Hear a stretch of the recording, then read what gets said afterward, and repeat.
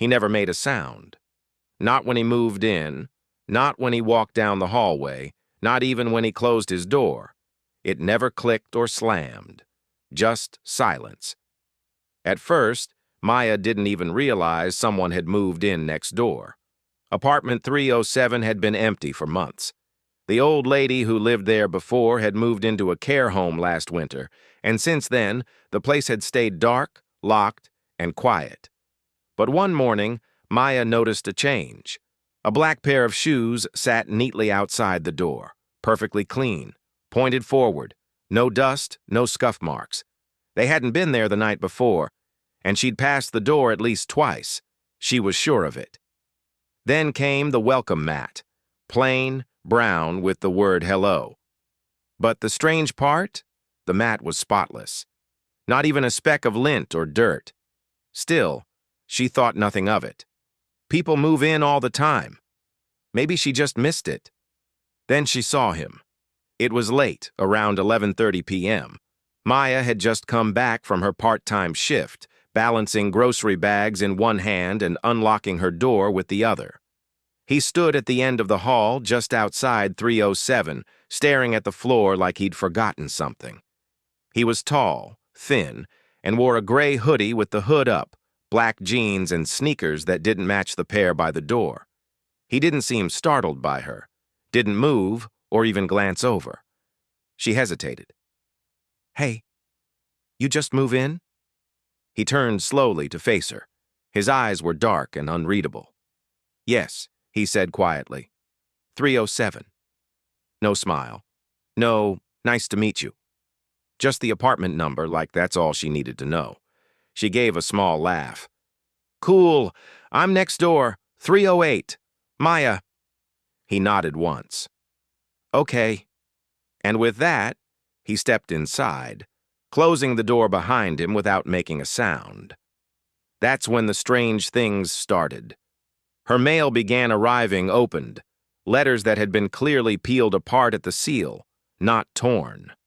Her Netflix account kept logging out in the middle of the night. Her kitchen lights would flicker at exactly 3:07 a.m., which she thought was oddly specific, until she realized the number matched his apartment. Then came the knocks. Soft, rhythmic taps on the wall between 3:07 and 3:08. Not like hammering, like fingertips. Tap, tap, tap. Always 3 times. Always at night. She ignored it at first. Maybe he was weird but harmless. Then she knocked back one night just to see what would happen. 3 taps came back in perfect timing. Then silence. A week passed. Then 2. No one else in the building ever mentioned him. Maya started asking around, casually at first, then more directly. "You seen the guy in 307? Did someone finally move in next door?" Every time, the answer was the same. 307? I thought that place was still empty. Even the mailman was confused. "I don't deliver anything to that unit." One evening, fed up and a little freaked out, Maya decided to go straight to the landlord. Mr. Ramesh was a sweet old man who'd been running the place since the 90s. He squinted at his records when she brought it up. "No one's in 307, still under renovation, the floor's torn up. You must be confused." "I'm not confused," she said. "I talked to him. He told me he lives there." Ramesh gave her a puzzled look. "Maya, that apartment doesn't even have a functioning door. We had to nail it shut after the contractors left. It's dangerous." Maya's mouth went dry. "I saw him," she whispered. "We talked. He opens that door every night." She went home in a daze, and when she reached the 3rd floor, her heart dropped. The shoes were gone, the mat was gone, and the door to 307. It was covered in wooden boards, nailed across like something out of a horror movie. Dusty, old, like it had been like that for months, like it had never been opened. She backed away slowly and went inside her own apartment, locking the door twice. That night, she stayed up. Nothing happened. No lights flickered, no knocks, until 3:07 a.m. This time it was a knock on her front door. She stared at the door. 3 knocks. Software. Slow. Tap, tap, tap. Not the wall, not the floor above, her door. Maya sat frozen on the couch, her phone still in her hand, thumb hovering over the flashlight button. She hadn't moved since the first knock. She didn't dare breathe too loudly. It was silent now, but that kind of silence that feels full, like someone standing just on the other side, listening. She tiptoed to the peephole and looked out. Nothing. No one was there. She stared for a while just to be sure. Then slowly, quietly, she slid the chain lock in place and went back to the couch. She didn't sleep. The next morning, Maya checked the hallway again. Door 307 was still sealed shut, wooden boards across it like a warning. No mat, no shoes. Like nothing had ever been there. But taped to her door, right under the peephole, was a yellow sticky note. Neat handwriting. No name. Don't knock again. Maya didn't tell anyone. She tried. She typed a message to her cousin, deleted it. Thought about calling her mom. Also deleted it. It felt crazy to explain. It wasn't a ghost. It wasn't a monster. It was something in between. Something that made too much sense in the moment, and none at all afterward.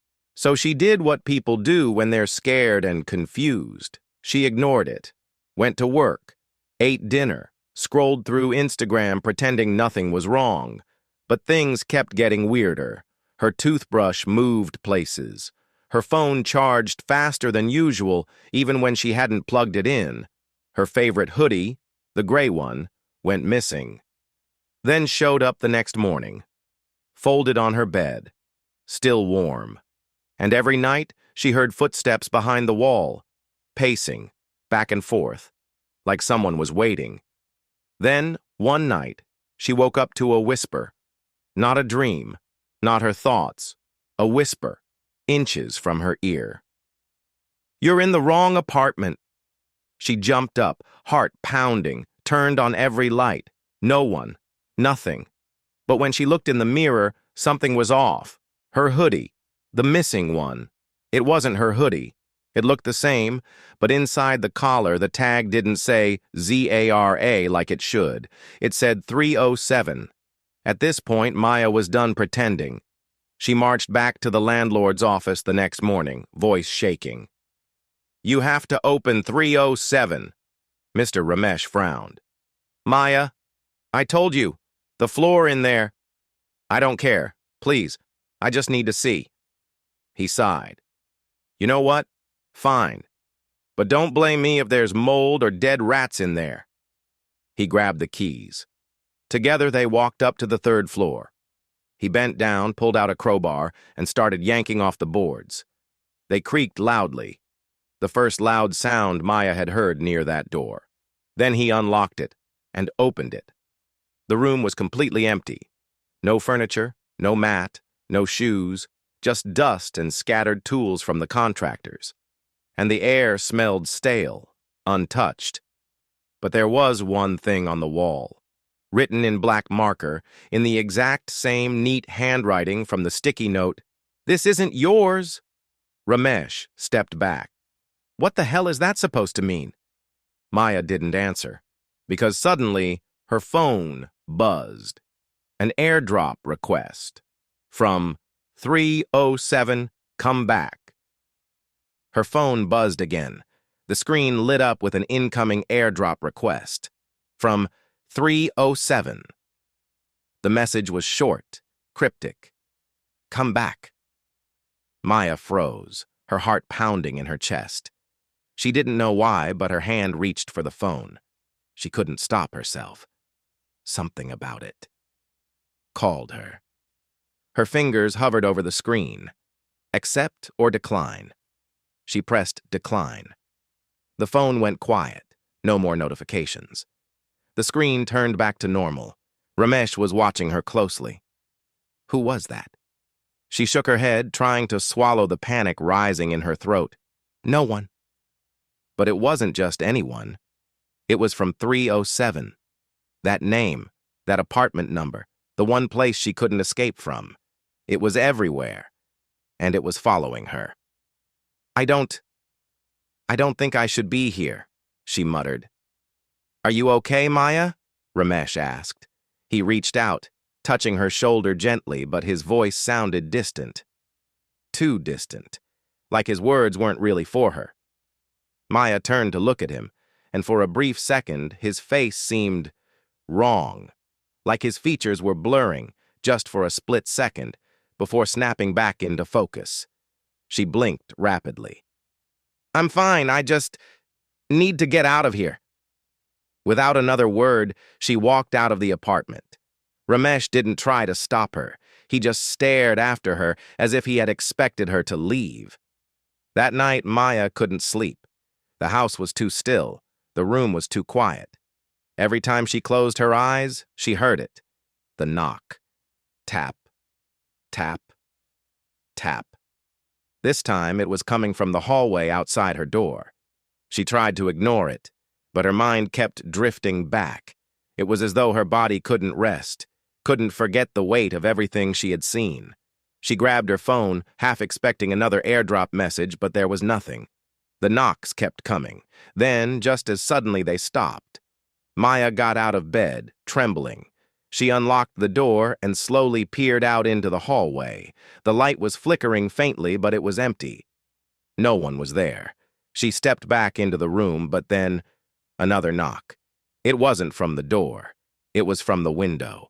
She turned slowly, fear gripping her chest. The window faced the alley, the only light coming from a distant street lamp. She went to it, her feet moving as if someone else was controlling them. When she pulled back the curtains, there he was, standing in the alley, the man in the gray hoodie. His face was hidden in shadow, but she knew it was him. He was looking directly at her. He raised a hand slowly and pointed up towards the window. Maya's heart dropped into her stomach. What did he want? Before she could react, he vanished. Just like that. Gone. The alley was empty, not a single trace of him. The next morning, she decided to leave.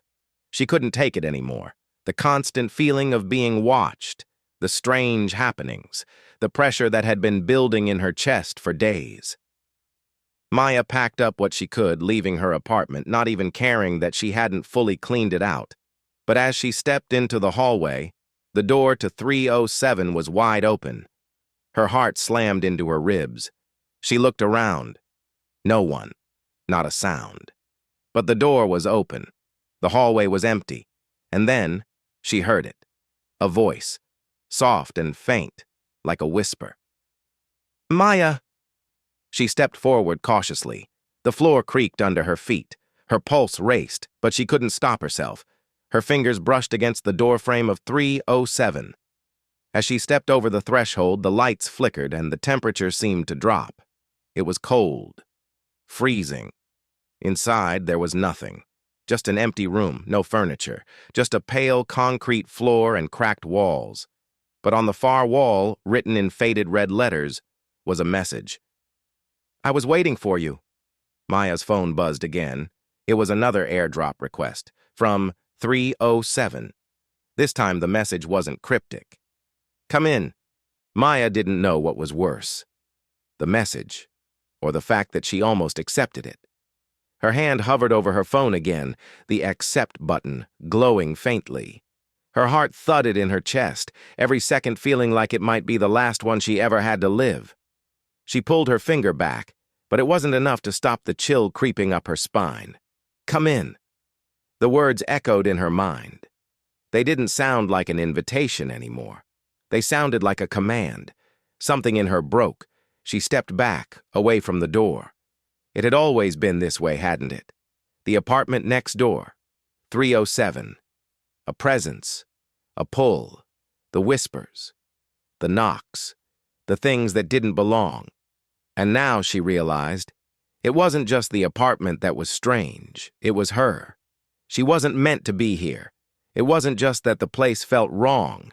It was the fact that she'd been living in the wrong place all along. Her phone buzzed again, this time vibrating hard against her palm. Maya! It was Ramesh. She answered the call, trying to keep her voice steady. Maya, you have to leave. The apartment. It's not supposed to be occupied. I thought you knew. What do you mean? She gasped, her breath catching. He sighed heavily. I've been watching the building for years. It's cursed. Every time someone stays in that apartment, they're chosen. They end up staying. Forever. I don't know what happens. But I do know that no one who's entered has ever left. Maya turned her back on the door. It was too late. The door clicked behind her. She rushed toward the exit, but it was locked. The hallway felt smaller, the air thicker. Everything closed in on her. And just as her panic reached its peak, the whispers returned. Louder this time, inside her head. You're not leaving? She spun around, heart racing. But all she could see was the empty hallway. Her hand reached for the door to the stairs, but it wouldn't open. Then she heard the softest knock, not from the door, but from behind her. Tap, tap, tap. Her breath caught. She didn't need to turn around. She knew. The door to 307 was open again. This time, there was no going back. Maya never left the building, and the next morning, a new pair of shoes appeared outside 307.